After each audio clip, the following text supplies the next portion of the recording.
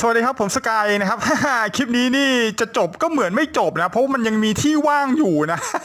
ฉะนั้นผมก็เลยต้องสอดแทรกไว้ตรงนี้นะครับกับคิริโตะคาเมล่าแมนนะครับ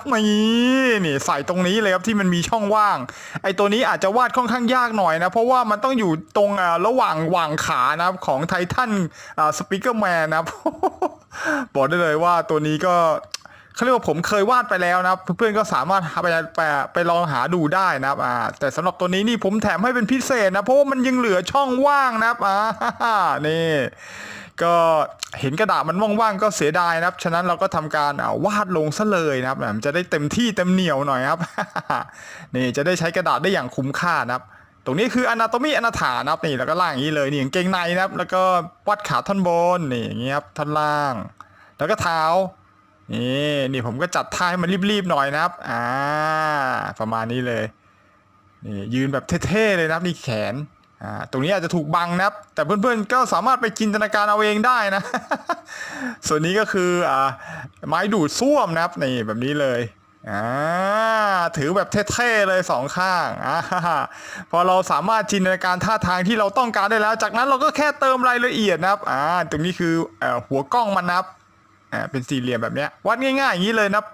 จากนั้นแล้วนี่ก็คือปกคอเสื้อนะครับนี่ลากไปแบบนี้ค่อยๆวาดนะเพราะตัวนี้อาจจะยากหน่อยนะเพราะว่าตัวมันเล็กนะครับ ถ้าวาดไม่ดีนี่อาจจะโดนไททันสปีกเกอร์แมนเหยียบเอาได้นะเพราะว่ามันอยู่หว่างขาพอดีเลย นี่แล้วนี่คือเน็กไทนะครับนี่แล้วก็เป็นเสื้อชั้นในครับด้านในมีกระดุมใส่ปลายครับแบบนี้เลยนี่โอเคตรงนี้ก็จะเป็นช่วงหัวไหล่นะครับนี่วาดง่ายๆอย่างนี้เลยครับไม่ต้องคิดอะไรมากมายแล้วก็เป็นแบบสูทคลุมยาวๆครับนี่คือแขนเสื้อแล้วก็รอยยับก็อย่างนี้เลยนะครับปึ๊บ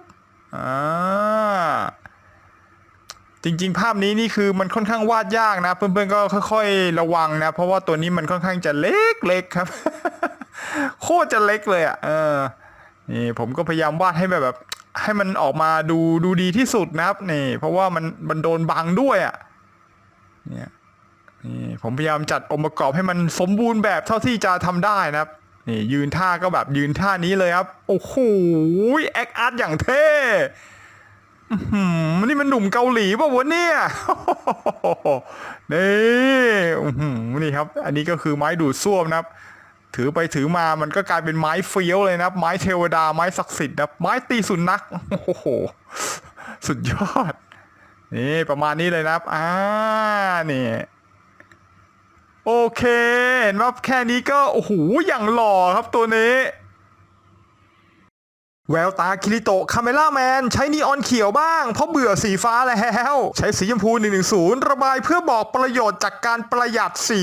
เสริมเฉดเงาแดง104การประหยัดช่วยฟื้นฟูกระเป๋าตังค์ไม่ให้น้องแฟบได้ไม้ดูดซ่วมสีน้ำตาลอ่อนๆ501การประหยัดจะช่วยลดโลกร้อนและเลงสีเขียวอี211การประหยัดฝึกให้เรารู้จักคิดใช้ทรัพยากรอย่างคุ้มค่าที่สุดป่าสีแดงอิฐ708การประหยัดผลักดันให้เราดิ้นรนหาวิธีสร้างสรรค์ใหม่ๆเสมอเทม่วง705ทับอีกเลเยอร์การประหยัดจะเพิ่มทุนสำรองให้เราต่อยอดในอนาคตได้อีกนานยิ่งประหยัดจะยิ่งฝึกให้เราพัฒนามั้งนะ